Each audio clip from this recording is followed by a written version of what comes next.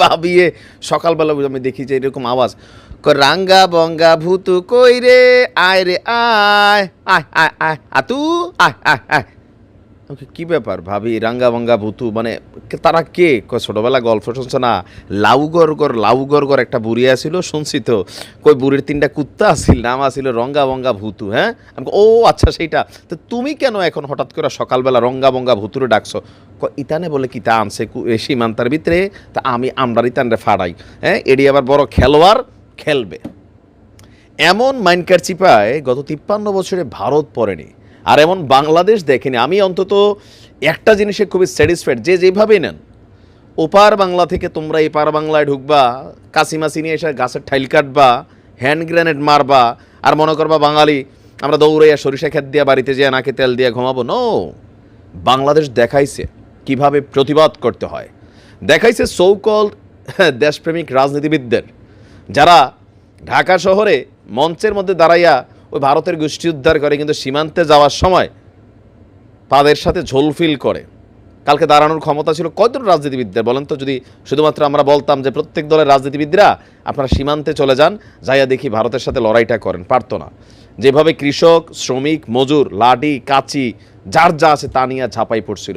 দর্শক, এই মুহূর্তে সীমান্তে খুবই উত্তেজনা চলছে। তবে আমি আমার বাংলাদেশের ভাইদের উদ্দেশ্যে আবারও বলি, সীমান্তে এই মুহূর্তে প্রবেশ করেন না। বিজিবি কিন্তু আহ্বান জানিয়েছে, আমরাও জানাই।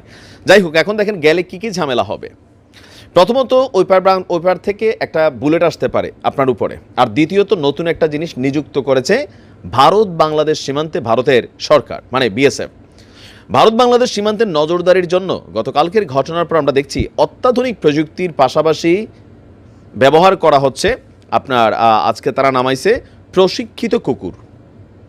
বিএসএফের Dakshinbanga frontier DIG N K Pandey জানাচ্ছেন, সীমান্তের প্রতিরক্ষা ব্যবস্থা জোরদার করতে অনেক অত্যাধুনিক প্রযুক্তি ব্যবহার করা হচ্ছে।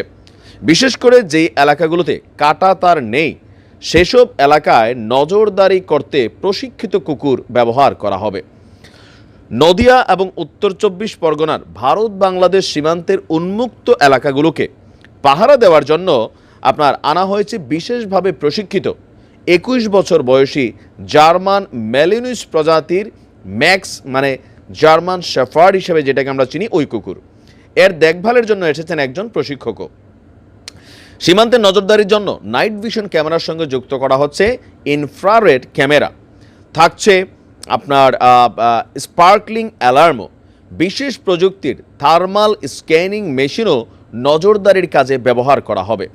শরীরের তাপমানের পার্থক্য চিহ্নিত করে অনুপ্রবেশকারীদের অবস্থান চিনিয়ে দেবে বিশেষ প্রযুক্তির অত্যাধুনিক এই ক্যামেরা। ভারত বাংলাদেশের সীমান্তের প্রায় 60 কিলোমিটার এলাকায় এই ব্যবস্থা চালু করা হয়েছে। অন্যদিকে জিরো লাইনে যাওয়ার জন্য চালু করা হয়েছে বায়োমেট্রিক ব্যবস্থা। এই শেফার্ড কুকুরগুলোকে রাতের বেলা সীমান্তে খোলা ছাড়া রাখা হবে। বারবার বলছি, এই কুকুর বড় ভয়ঙ্কর, খোবলায় ফেলবো কিন্তু ভাই। আমি আবারও বলি, দেখেন পেটের দায়ে এই মুহূর্তে সীমান্তে ভুলেও যাওয়া যাবে না। এরা যেই কুকুর এখানে রাখছে, যাদের কাছে রাঙ্গাবাঙ্গা ভূতু আছে, সাইরা দিলে বোঝা যাবে যে শেফার্ডরে আমাদের রাঙ্গাবাঙ্গা ভূতু কীভাবে দৌড়াইতে পারে, কিন্তু আপনি কিন্তু যাইতে পারবেন না। প্রশিক্ষিত কুকুর, গন্ধ শুনলে বুঝা ফেলবে এটা বাংলাদেশি। কোত্থেকে এসে লাভ দিয়া ঝাঁপাইয়া পড়বে, আপনি ভাই মারা যাবেন। ঠিক আছে, তো আমাদের দেশীয় কুকুর আমরা চাই, যার কাছে যা আছে সীমান্তে দিয়া দেন। আমরাও দেখি শেফার্ড বনাম বাংলাদেশি কুকুর কেমন হয় নাকি। হ্যাঁ, সীমান্তের মানুষও আমরা একটু নিশ্চিন্তে ঘুমাইতে পারবো। তবে আমি মজার ছলে বলি আর যাই বলি, বাংলাদেশের মানুষ যারা এই মুহূর্তে ভারতে অবৈধ অনুপ্রবেশ করছেন, ব্ল্যাক কারবারি, চোরা কারবারি, মইরা যাবেন। উপায় নাই, ভারত বৈধভাবে তাদের সীমান্তে এগুলো করতেছে। আমাদের কাছে কিচ্ছু নাই, এরকম কিছুই নাই। আমাদের কাছে খালি আমাদের বিজেপি বন্দুক হাতে নিয়ে দাঁড়াই থাকা ছাড়া কিছু নাই। আমাদের সরকারের উচিত এগুলোতে ইনভেস্ট করা, এদিকে মনোযোগ দেওয়া। অন্তত এখন আমরা যেভাবে চোখে চোখ রেখে জবাব দিচ্ছি, সো আমাদের কাছে মেশিনারি তো থাকতে হবে।